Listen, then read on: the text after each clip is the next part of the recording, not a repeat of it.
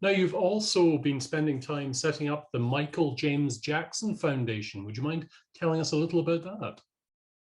Yeah, I mean, and I'm sure as you know, and you may have, well have known the man yourself, Michael James Jackson was, as far as I'm concerned, the greatest voice in food and drink in the 20th century.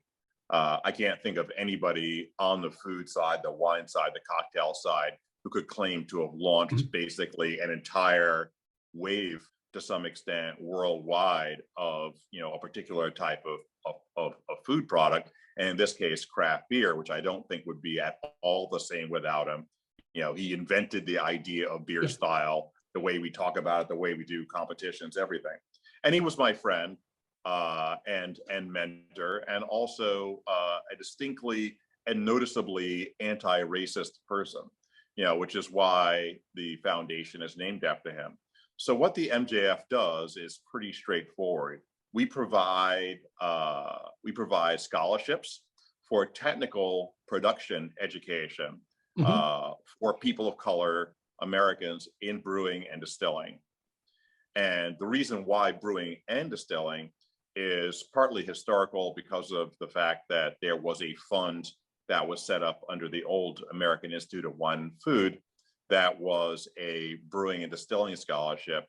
And the other reason is that Michael was simultaneously the biggest beer writer in the world and the biggest whiskey writer in the world Yes, yeah, yeah. at the same time. And so he had like two different families, so to speak, and they kind of come together under that. So with the blessing of his family and everybody else involved, we named it after him. But that's what we are doing. We are providing technical education, which is hard to come by, especially for people of color who have Right. in the United States. Black Americans have 10% of the assets of white Americans. That's just a fact. And that makes very expensive brewing education virtually unreachable, for that population. And if you're a brewery like our brewery, and we're going to otherwise require 2 to 3 years of experience, most breweries have opened in the last 4 years, and there's only 1% or so of people of color in the brew house in the first place. So that actually cuts off that path because there almost is nobody, people of color who have 2 to 3 years of experience, which essentially means that even if you didn't intend to block the path of people of color into your brew house, that you actually have. I hear you. If people were interested in finding out a little more about your foundation, where would they be going? It is themjf.org. We are MJF Brew Distill on Instagram, or you can just look to my Instagram, which is Garrett Oliver, and you'll see regular updates, etc. We just several weeks ago named our first slate of awardees, who are some truly awesome individuals, and we'll be also offering mentorship to them and to our future awardees to kind of help them further along the line to even greater careers. That's excellent to hear. Now, I always like to leave all of these interviews on a kind of up note. What is the most positive thing that you have learned or gleaned throughout your pandemic experience? Well, I mean, I have to tell the truth. I mean, first of all, I am not a religious person. I gave to charity, sometimes time, sometimes money, but it was not something that I was spending a lot of my time on. I was not doing social justice work, which is what I consider this. It's not charity.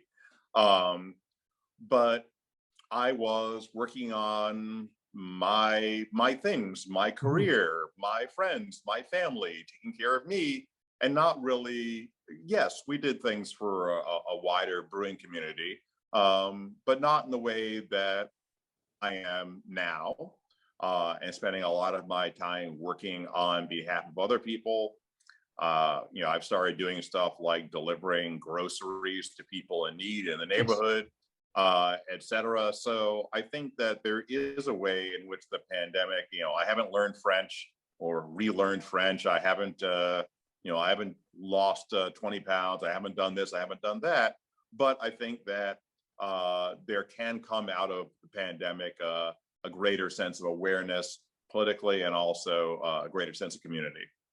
If you're my age, you like to make fun of the younger brewers and be worried about them, because you're like, they don't have the same spirit that we did, the camaraderie and everything else. And, to a certain extent, that's true. They're much more competitive, Right. Et cetera. And they don't have that same, like, we're all in it together feeling. At the same time, a lot of the biggest contributors to the MJF have been breweries that have started in the last 2 to 3 years, even some breweries that are just starting up during the pandemic, Wow. Making $3,000, $4,000, $5,000 contributions, because they want social justice to be part of the ethos and action of their brewery, which is, to tell you, is amazing. So yeah, I tend to, I tend to make fun of the young people, but the kids are all right.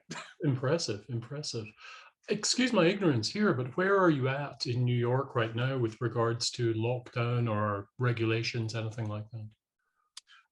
We are relatively quickly opening up. We are at 50% capacity, in bars and restaurants, and we are now moving past, I think maybe next week they're taking the curfew off of everything.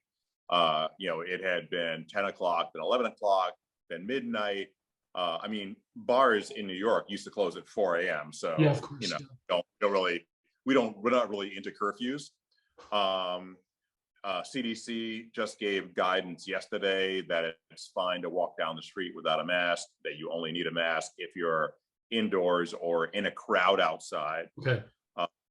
If you walk around in my part of Brooklyn right here, you'll mostly still see people in masks, but most people are vaccinated now. Right, of course. It's more than 50% of Americans have at least one dose. Almost everybody that I know has been fully vaccinated for at least 6 weeks. So we're now starting to do things like indoor dinner parties and stuff like that. I'm going to a restaurant indoors, tonight. It'll be my second time, third time in a year. So things are slowly moving back to normal. We hope, if we don't get caught up with something else. That's it's good to hear. I think we're a little bit off that right now in Ontario, but we'll get there. I'm rather envious of you going into a restaurant to have dinner, I have to say. I tell you, it's mind-boggling. Because I basically lived in restaurants, like bars and restaurants. That's my scene, obviously, and I knew everybody, and that's kind of like where we did everything. Yeah, of course. Yeah. Now we're like, just the idea of being able to go out, to have plans, to get used to socializing again. Yeah, like what did we used to talk about? What did we used to do? We don't remember anything now. It's so bizarre. I'm talking to friends about, like, are we going to go on vacation? Like, we might be able to get into Europe, this year. A bunch of us used to go to Italy every year for 20 years. Wow. And now, 2 years in a row, like we can't go, looks like. Yeah. Thank you very much for joining us at Good Food Revolution once again after nearly a decade or something. Great to see your face again, and great to feel all the positivity beaming out of you. Yeah, believe me, we're doing our best, and I appreciate the good word, and good to see you looking in fine fettle, and hopefully, as they say, hopefully in the Caribbean, we can have a pint soon come, as they say. Soon. Here's to that. Garrett Oliver, thank you very much. Bye for now. All right, thank you. Good to see you, man. Stay safe.